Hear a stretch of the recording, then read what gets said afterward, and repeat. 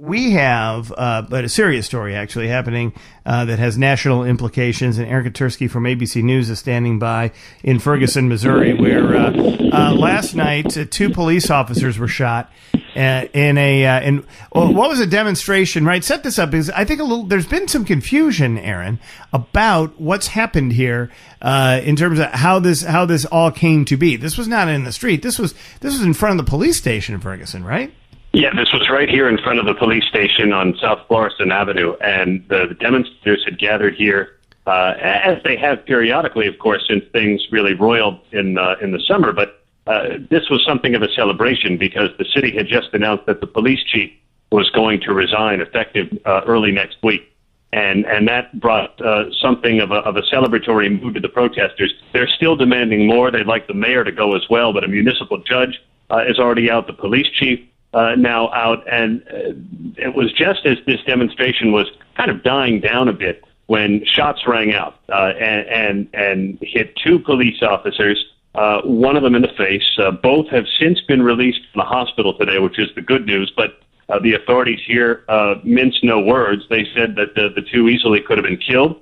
The Attorney General, Eric Holder, called this an absolute ambush, and so there was some strong reaction. Protesters said the shots seemed to come from about 100 yards behind them, not from the crowd of demonstrators, but from somebody about 100 yards away. And they think it was a single gunman? Well, they don't know. They just don't know. We've talked to some people who were in the crowd. They said it seemed like only a single gunman, but the gun may have had some kind of a silencer because it wasn't, just gunshots that you typically think of, but something a little more high-pitched than that. But authorities today and in the last several hours have been going house to house and yard to yard in the blocks around this building. And they've been looking through yard debris, kicking it over with their shoes, reaching into trash cans with gloved hands, looking for evidence. And they also raided a house nearby, pulled out a few people for questioning, and towed away a car. See, I mean, this is where this whole thing has gotten kind of, it's gone off the rails. It's bizarre because the issue of police violence and the issues that surround, and these are profound and major issues that our culture has to confront, of interactions between police and African Americans, especially young kids, teenagers, is something that needs to be dealt with on both sides of that ledger, by the way, not only by police but also by young men and their families, in terms of how to, I think every family should teach their kids, regardless of race or ethnicity, to be, if you are confronted by authorities, even if you think it is wrong at the time you're being confronted, be restrained in your reaction to it, because escalating it, you can't win. You have people who are trained not to lose the fight in law enforcement. So,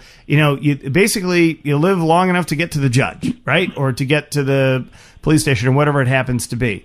And I don't think that this example of Michael Brown is a good one for which people to draw these comparisons, because Michael Brown, it's the Justice Department has concluded that Michael Brown went into that police officer's car and tried to disarm him, right? And that it was a justifiable shooting. And that's part of the reason why Officer Wilson did not face federal civil rights charges. But the Justice Department did find that the police here were just rife with, biases and racial tensions, and that's been spilling over for a number of years. And last night was just, it seemed, one more episode. There hadn't been a shooting since, August here. And so I think the protesters, I was talking to one pastor, who said that, he thought we were sort of done with that, and that this was going to just be an exercise in civil rights. The push has been for an entire house cleaning of leadership. So far, even though other figures have resigned, the mayor has resisted, saying, somebody has to steer the ship. Yeah. Well, I can tell you this. The police chief resigning is probably a good thing for everybody. That police chief, remember, in the first days after this, he actually caused some of the problem because he gave bad information out in that first day about what eyewitnesses had been telling them without going through all the eyewitness reports and what his police officer had told him, and it wasn't 100%. It didn't jive with what the eventual facts were in the case, or what appeared to be at least the facts as backed up by the forensic evidence. So this is a bad, obviously a poorly run, not very well disciplined police department, smallish police department, suburban police department, and it needs to be, they were not living up to the professionalism that the police departments in St. Louis County and the city of St. Louis and all the rest should live up to. Right. And I think everybody agrees. So for that guy to resign seems an appropriate response.